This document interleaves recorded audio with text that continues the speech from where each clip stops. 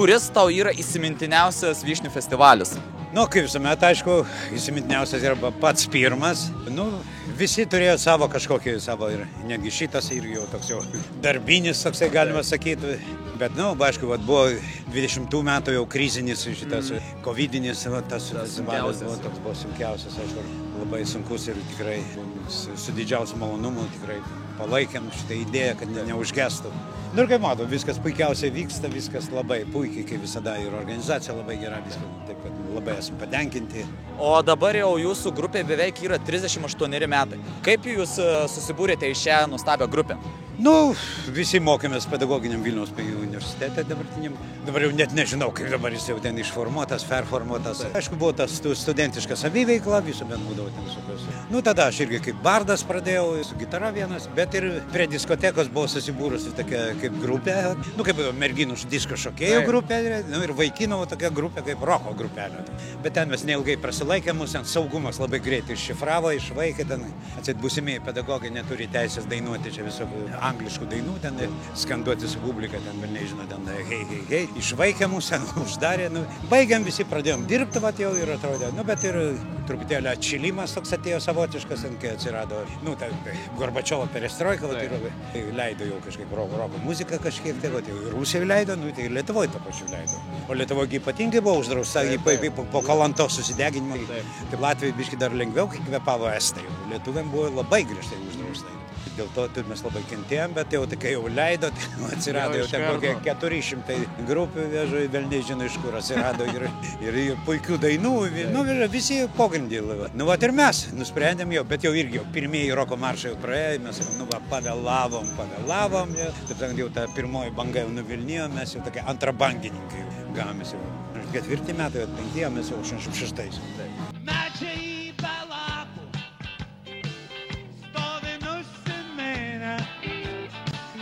Medžiai be lapų, nieko jie nežino. Bet, sakyčiau, driokstelėm taip, kad ten tvarko ir labai greitai pasivijom ir kai kuriuos netgi ir aplenkėm. Ir toliau lenktyniaujam iki šiol. Vat, aišku, visko buvo, visą gyvenimas įvairus, visko, stiliai, aišku, kaip drabužių mados, taip ir muzikos stiliai, tai tokia sinusoidė, tai pakyla, tai nusileidžia, tai vat, buvo irgi rokas niekam nereikalingas buvo, popsas visiems buvo reikalingas, tai šlageriai, taip, nu, ačiū Dievui, dabar pasiekėm jau tokį lygį, kad tikrai jau tie svyravimai mūsų kaip ir nelabai jau jaudina, jau tikrai turim, mes jau kaip ledlaužis, tas jau įsibėgėjom, jau einam, jau ir tiesiai pro visur. Nu, tiesiog net keista, paskaičiuojam metų, tai daug, bet dušoje taip tikrai nesijaučiam, pasėdėm. Jau nesat. Nors tikrai, salė, aišku, koncertas jau matome, ateina seneliai su anūkais, nu, bet tai nuo to tik geriau.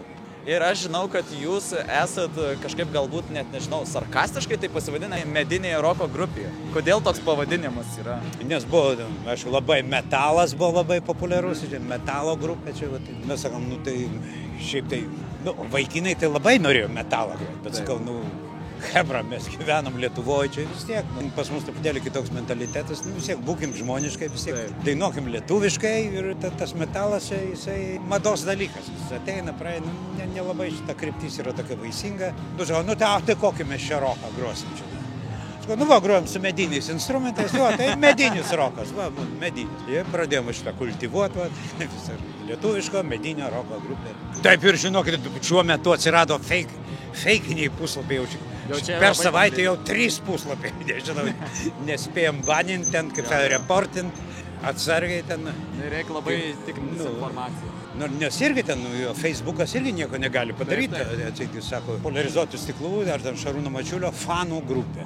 Ir viskai, reiškia, neapsimeta manim, bet mano fanų. Nu, tai, ir kaip fanų, tai gali būti. O kad ten visi rumūnai, tai, nu, tai...